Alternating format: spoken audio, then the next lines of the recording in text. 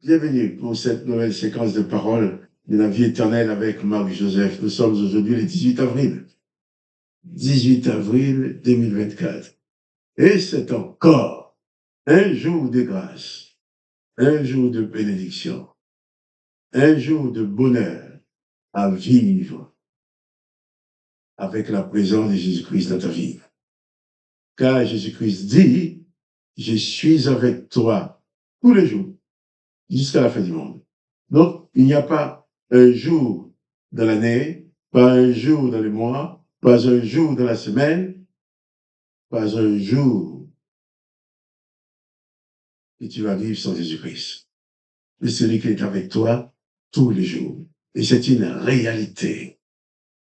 Et si tu veux parvenir à vivre en paix dans ce monde, il faut intégrer dans ta vie cette réalité de la présence de Jésus-Christ. Bien entendu, on nous apprend plus à vivre comme si nous étions seulement un corps. Mais j'aime bien dire que moi, je ne suis pas mon corps. Et mon corps n'est pas moi. Mon corps n'est qu'une enveloppe que j'utilise d'une façon provisoire pour me manifester dans ce monde. Mais en réalité, mon être est invisible. Je suis d'abord un esprit qui utilise un corps. Quand un jour, mon esprit quittera ce corps, qui tombera par terre, on ne pourra rien faire avec. Mais Jésus-Christ dit qu'il est avec moi autant que je suis dans ce corps, tous les jours jusqu'à la fin du monde. Pourquoi? Parce que si le monde n'existe plus, Jésus ne sera pas avec moi dans ce monde. Mais moi, dans ma vraie dimension spirituelle, je serai avec lui dans son royaume. Et aussi, on parle de la fin du monde. Mais à chaque fois que quelqu'un meurt, ce monde est terminé pour lui. Si ça fait du monde à lui, bien sûr, il est dit qu'un jour, ce monde disparaîtra. Mais à chaque fois que quelqu'un meurt, son corps part dans la terre, mais lui, il n'est plus dans ce monde. Il ne fait plus partie de ce monde physique que nous connaissons. Mais Jésus dit qu'il est avec toi tous les jours, jusqu'à ce que ce monde disparaisse, ou jusqu'à ce que toi, tu disparaisses de ce monde.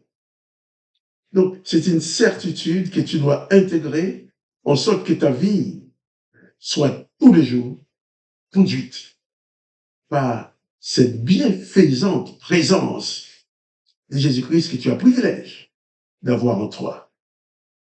Alors je te dis, pas de panique, pas de déprime, quelles que soient les circonstances, même quand c'est difficile. N'oublie pas que Jésus-Christ est avec toi, quoi qu'il arrive. Jésus-Christ a dit que nous pouvons même nous adresser au Père en son nom. Il nous donne l'autorisation. Et c'est ce que je vais faire avec toi. Je vais prier pour toi. Je vais prier avec toi. Et je sais que cette prière adressée à Dieu le Père sera prise en charge par Jésus-Christ pour son exaucement. Papa, je viens devant toi dans le nom de Jésus-Christ, avec mon frère, avec ma soeur, avec cet homme et cette femme, ou cette femme qui regarde cette vidéo et qui prie avec moi. Tu connais ses besoins. Je place devant toi tous ses besoins, ses attentes. Je place devant toi ses inquiétudes. Je place devant toi ses maladies, ses difficultés, ses situations difficiles. Dans le nom de Jésus-Christ, je demande de venir à son secours. Et apporte maintenant par ton Saint-Esprit ta consolation dans son âme, dans son esprit. Et qu'il ne soit plus dans la déprime, qu'elle ne soit plus dans la déprime, qu'elle puisse être secourue par toi, et que son âme soit consolée et que ta paix s'installe, sachant que toi-même, tu vas combler tous ses besoins. Je bénis ton nom. Je te remercie, Papa, parce que tu es celui qui exauce cette prière. Et je t'adresse dans le nom du Seigneur Jésus-Christ. Amen. Moi, j'ai prié avec toi. Mais chaque jour, tu peux prier aussi toi-même, tout seul. Adresse ta prière au Père. Pourquoi? Parce que le Père t'aime. Il va entendre ta prière. Il va écouter ta prière. Et il va te répondre. Et il va t'apporter sa paix. De même, tu manges tous les jours pour nourrir ton corps. Prends le temps de prier tous les jours pour nourrir ton esprit, pour nourrir ton âme. Prends le temps d'élever ton âme vers Jésus-Christ. Il allait dire comme pour recharger tes batteries. Dans les combats de ce monde, les difficultés de ce monde.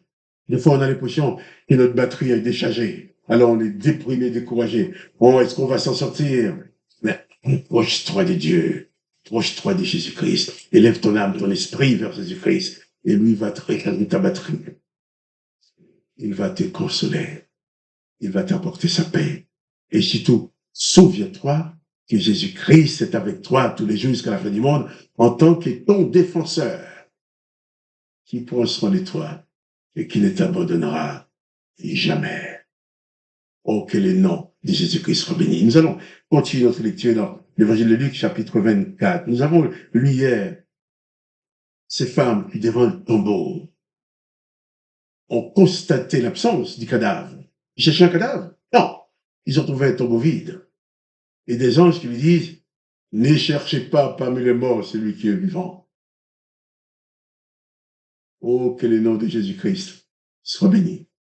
Et nous aussi, quand on nous croira morts, on mettra le corps dans la terre, eh bien, nous serons vivants avec Jésus-Christ.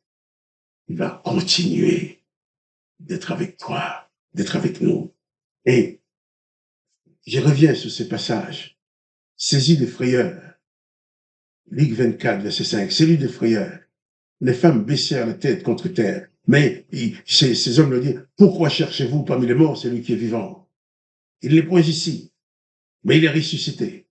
Tournez-vous de quelle manière il vous a parlé lorsqu'il était encore en Galilée. J'ai profité de cette séquence pour t'expliquer comment un des disciples de Jésus, Barthélemy, qui a écrit aussi l'évangile, mais on ne l'a pas mis dans la Bible. Barthélemy parle de la résurrection de Jésus d'une façon extraordinaire. Barthélemy dit dans son livre, à chaque fois qu'il y a une personne qui meurt, la terre attend un cadavre à digérer. Et le séjour des morts attend une âme à accueillir. Et à la mort de Jésus, la terre a eu un grand problème. Le séjour des morts a eu un grand problème, raconte Barthélemy. Parce que la terre se trouve avec un corps qu'il ne pouvait pas digérer. Et le séjour des morts attend une âme qui va arriver pour, il allait enfermer avec les autres, comme il a dit. Cette âme n'est pas arrivée. Alors, Barthélemy explique dans son livre que les puissances qui gèrent les Hadès, qu'on appelle, qui gèrent le séjour des morts, voyant que Jésus est mort, mais son âme n'est pas arrivée. Son esprit n'est pas arrivé à eux. Ils étaient dans l'étonnement, dans le tourment, bouleversés de dire, qu'est-ce qui s'est passé? C'est jamais arrivé depuis l'existence humaine. À chaque fois que quelqu'un meurt, il y a l'âme qui arrive. Mais là, celui-là, il est mort. Et son âme n'est pas arrivée. Barthélemy explique que cette puissance du séjour des morts sont partis, ils sont déplacés pour aller dans le tombeau. On voit ce qui se passe. Arrivé dans le tombeau, il vit qu'il n'y a pas de corps non plus. Donc la terre ne reçoit pas son cadavre, et le séjour des morts ne reçoit pas cette âme. Et le texte nous dit, de Barthélemy, l'évangile de Barthélemy, que vous pouvez acheter, ça existe, et explique que, tandis que les chefs du séjour des morts étaient dans la tombe, pour vérifier que le corps n'était pas là, Jésus, lui, est allé dans le séjour des morts. Il a dit, mais Jésus-Christ est allé au séjour des morts et libéré des gens. Il a dit que Jésus-Christ a fracassé les prisons qui maintenaient les âmes, des prisons où les âmes étaient, il a fracassé les portails. Il les a libérés. Ces gens qui n'avaient pas connu Jésus, ils sont morts avant la venue de Jésus. n'avaient aucun moyen de salut, mais Jésus a été les libérer.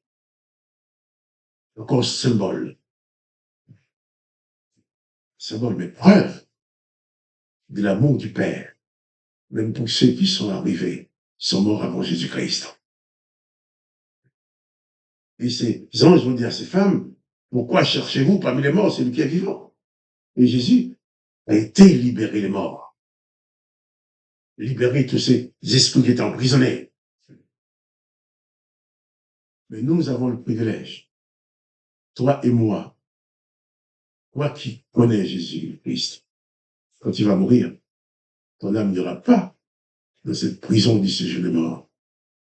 Jésus-Christ dit, dans Jean chapitre 14, et ton cœur ne doit pas être troublé, ton cœur ne doit pas être paniqué, parce que il est parti auprès du Père te préparer une place. Il dit, quand ta place serait prête, il reviendra et il te prendra avec lui.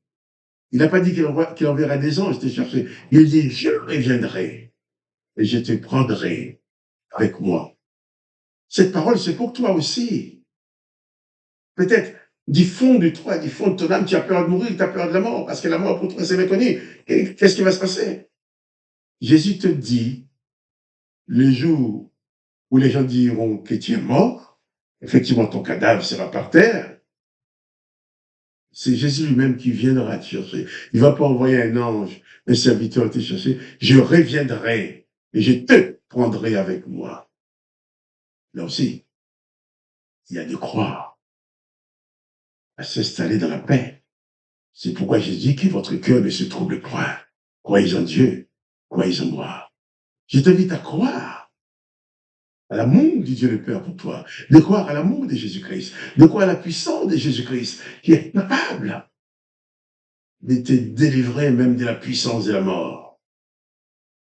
Alors, si tu réalises cela, tu paniques. Arrête.